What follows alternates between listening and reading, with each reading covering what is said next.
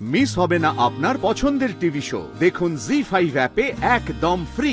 এবার আমরা পলিদি এবং রিয়ার সাথে কথা বলবো, কিন্তু তার আগে বলি যে এত সুন্দর হাতের কাজ এত বছর ধরে করছেন, তার মানে পলিদি যখন রিয়া খুব ছোট 3 বছর বয়স তখন থেকে লড়াই শুরু হয়েছে? হ্যাঁ দিদি, 3 বছর বয়স যখন তখন থেকে আমি সিঙ্গেল মাদার।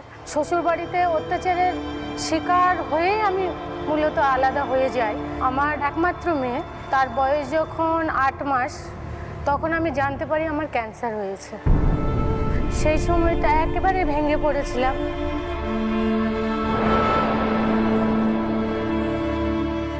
নিজে তো বাঁচার কোনো আশাই ছিল না, প্লাস শ্বশুরবাড়িতে খুবই অত্যাচার, থাকতেই পারতাম না। এবার ক্যান্সারকে কি করে জয় করব, মেয়েকে কি করে মানুষ করব, ট্রিটমেন্টের জন্য শ্বশুরবাড়ি থেকে কেউ এগোয়নি। তখন দাদারা সবেমাত্র ইনকাম করতে শুরু করেছে। 2 দাদা মা সাপোর্ট হয়ে আমাকে কলকাতায় নিয়ে আসে, ট্রিটমেন্ট হয়। মোটামুটি 7 বছর আমি অসুস্থই থাকতাম। তারপর মেয়েকে নিয়ে আবার সংসারে ফিরে যাই। বাড়ি থেকে বলা হয় মেয়েরা বাঁচলে নাকি শ্বশুর বাড়িতেই থাকতে হবে। সমাজ বলে মেয়েদের কোনো বাড়ি হয় না, কোনো বাড়ি হয় না। বাবার বাড়িতে থাকলে বাবার বাড়ি, শ্বশুর বাড়িতে থাকলে শ্বশুর বাড়ি। তো মাসের মধ্যে হয়তো 10 দিন বাড়িতে ঘরে থাকতে পারতাম, 20 দিন আমার জমির আলে পুকুরের ধারে কাটাতে হতো। বাড়ি থেকে বের করে দেওয়া হতো। বারবার অত্যাচারিত হয়ে ফিরে আসতাম, আবার নিয়ে গিয়ে রেখে আসতো বুঝিয়ে সুঝিয়ে। এভাবে চলতে চলতে আমি একটা এসএসকে স্কুলে চাকরি পেয়ে যাই, খুব সামান্য বেতন। যখন বুঝলাম যে এই অত্যাচারের শিকার হয়ে আমি বেঁচে আছি এখনো অবধি, আমার মেয়েকে তো বড় করতে পারবো না, তখন আমি নিজে থেকেই সিদ্ধান্ত নিই আমাকে কেউ সাপোর্ট করুক না করুক, আমার যতটুকু বেতন আমি পাই সেটুকুর উপর ডিপেন্ড করে আমি নিজে ঘর ভাড়া নিয়ে মেয়েকে নিয়ে আলাদা হয়ে যাই। আচ্ছা, বাবার বাড়িতে যাইনি, কারণ গ্রামে থাকতাম।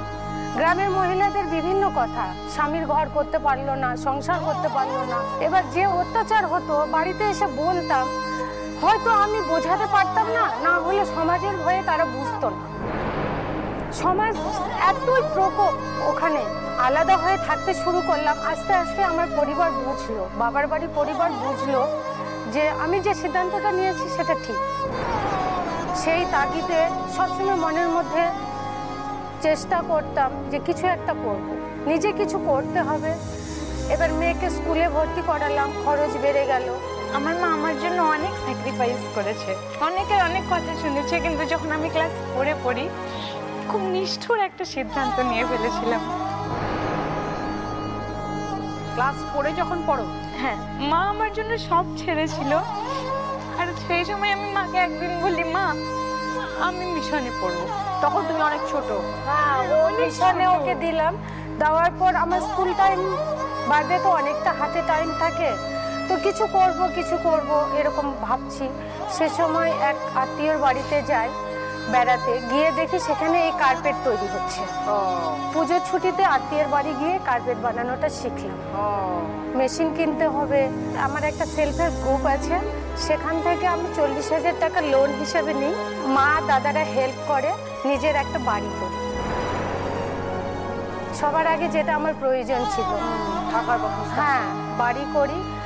করে আমি প্রথম একটা মেশিন বসাই। প্রথমে আমি 4 জন, আমার বৌদি আর গ্রামের 3 জন মহিলা নিয়ে আমি কাজটা স্টার্ট করি দিদি। আচ্ছা, আশেপাশের মহিলারা দেখতে আসে, তাদের বোঝাতে শুরু করি। সেলফের গ্রুপদের নিয়ে বসি, বোঝাই এবং তারা বোঝে। 4-5 বছরের মাথায় আমি 4 জনের কাছে 40 জন মহিলা পেয়ে যাই। আমার ওয়ার্কার্সরাও এসেছেন। আচ্ছা, ওরা সবাই আপনার সাথে কাজ করে? হ্যাঁ, আমার জীবনে বাবা আমার মামারা।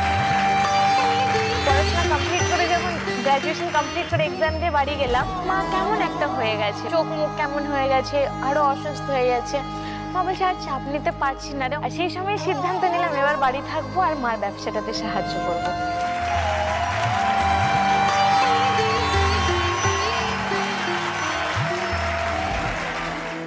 রাশিয়া, ইউরোপ, আমেরিকা, যেগুলো তো প্রচণ্ড শীত, সেই সমস্ত দেশে এগুলো এক্সপোর্ট হয়। স্পেশালি এর মার্কেটিংটা রাশিয়াতে বেশি হয়। কত মানুষের লড়াইয়ের গল্প শুনেছে এই মঞ্চ, কিন্তু বালুরঘাটের আজকে পলিদি এবং রিয়া মা মেয়ে একসাথে জীবন যুদ্ধের লড়াই করে বিদেশের মঞ্চে বালুরঘাটকে পৌঁছে দিয়েছেন। তার জন্য একটা জোরে হাততালি এবং আপনাকে স্যালুট। খুব ভালো। মাসি এবং মায়ের সাথে তুমি মানুষ, অর্জিতা। হ্যাঁ, কি করো তুমি এখন অর্জিতা? ফ্যাশন ইন্ডাস্ট্রি, যেটা ম্যানুফ্যাকচারিং কোম্পানি, সেক্টর 5 এ অফিস, ওখানে জব করছি। একজন সাপ্লাই চেইন ম্যানেজমেন্ট হেড। তো ছোট থেকে না আমি সত্যি খুব দুষ্টু। মা হয়তো আজকে একটু গুছিয়ে বলবে, বাড়িয়ে বলবে যে একটু শান্ত ছিলাম, এরকম মোটেই ছিলাম না। তো ওই ছোটবেলা থেকে মা যতটা মেরেছে আমাকে, আর সেখান থেকে বাঁচিয়েছে হচ্ছে আমার মাম্মা আর আমার বউ।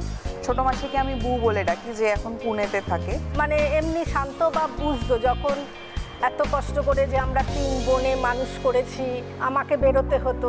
আপনি কাজ করতেন? হ্যাঁ, আমি কাজ করতাম। প্রথমে একটা শাড়ির দোকানে কাজ করতাম, তারপরে আমার বোনের সহযোগিতায় একটা বিজনেসও দিয়েছি। এখনো সেই বিজনেসটা চলছে। কিসের ব্যবসা? হোশিয়ারি ব্যবসা। সেটা আপনি বাড়িতেই করেন? না না, আমার পার্ট স্ট্রিটের দোকান আছে, মলের মধ্যে কাউন্টার আর কি থাকে, ওখানেই আমরা 2 বোনে একসাথেই করি।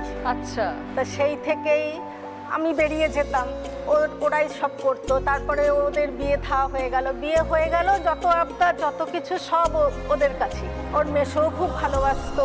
কলেজে যখন ভর্তি হলো, ওর মেসো প্রতিদিন 20 টাকা হাতে দিত। তাতেও আমার মেয়ের কোনো দিনই কোনো বায়না ছিল না, 20 টাকা নিয়েই কলেজে যেত। বাবা খুবই সাদাসিধে, কিন্তু আয়টা একটু কম করতেন। উনি একটা কোচিংয়ের পড়াতেন আর কি। তারপরে MBA পাস করলো। এটা আমার ভীষণ পাওনা যে সে চাকরি পেয়ে আগে আমার ঘরের জিনিস করেছে, আমাকে ঘুরতে নিয়ে যায়। এখন এই হাঁটতে সেরকম পারি না বলে একটা গাড়িও কিনেছে। রিসেন্টলি একটা ফ্ল্যাট কিনেছে, যদিও লোন করে করে, সেগুলো EMI-তেই শোধ করছে, কিন্তু করেছে। মানে এটা আমি যখন চিন্তা করি, আমি আনন্দে হাসি না, আনন্দে আমার চোখে জল এসে যায়। তো অর্জিতা, যখন তুমি ছোটবেলা থেকে দেখছো মা এত কষ্ট করছে তোমাকে মানুষ করার জন্য, আমি ছোট থেকেই চাইতাম যে মানে নিজে অফিসে যাব, আর্ন করব, যা প্রয়োজন নিজের জন্য নিজে করব। তো যখন প্রথমে মনে হলো চাকরি জয়েন করার পর একটা স্কুটি কেনা দরকার, স্কুটি চালানো শিখলাম, স্কুটি কিনলাম। তারপরে আবার 4 হুইলার শিখলাম। এখন তো মাকে আমি অফিস থেকে ফিরে, মাম্মাও এসছেন আমার, তা আমি অফিস থেকে বাড়ি ফিরে আবার গাড়ি নিয়ে মাম্মাকে আনতে যাই পার্ক স্ট্রিটে, নিয়ে দুজনকে 2 বাড়িতে রেখে তারপরে বাড়ি ফিরি। এখন নিজের কাছে নিজের একটা সেলফ স্যাটিসফ্যাকশন আছে যে আমি এই কাজগুলো চেয়েছিলাম, আমি এই কাজগুলো করছি। আর ছোট থেকে আমি নাচটাকে প্রচণ্ড ভালোবাসতাম, ভরতনাট্যম শিখতাম, কত্থক শিখতাম। তারপরে যখন আমার MBA কমপ্লিট হলো, আমি পুনে চলে গেলাম ছোট মাসির কাছে। ওখানে আমার জব হয়ে গেছিল। ওখানে যাওয়ার পরে 3 বছর 4 বছর আমি আর নাচটা কন্টিনিউ করতে পারিনি, তো জবের সূত্রে। তারপর আমি যখন আবার কলকাতা ব্যাক করলাম, মনে হলো যে আমার নাচটাকে কন্টিনিউ করা উচিত। আবার আমি নাচ জয়েন করেছি। হ্যাঁ, এখন অ্যাজ আ সিনিয়র স্টুডেন্ট এখন আমার ক্লাস চলছে, ছোট বাচ্চাদেরকেও এখন দেখতে হয়, নাচটা বজায় রেখেছি। ওর বিয়ে হয়েছিল, সেটা মানে হয় ঠিকঠাক হয়নি। হ্যাঁ, আমরা এখন সেপারেশনে আছি। দুঃখ পাই না যে ঠিক আছে, হয়তো ওটা ডেস্টিনিতে ছিল না। 14-15 বছরের সম্পর্ক যদি না থেকে, ঠিক যদি থাকতো সেই স্কুল লাইফের সম্পর্ক ছিল না। আমি কলেজের ফার্স্ট ইয়ার যখন, তখন থেকে ঠিক আছে, কষ্ট পাই না। খুব ভালো থেকো অর্জিতা, মাকে নিয়ে। একদম দিদি, আপনিও ভালো থাকবেন, মাসিদেরকে নিয়ে খুব ভালো থেকো। জি5 ডাউনলোড করুন আর সব এপিসোড দেখুন একদম ফ্রি।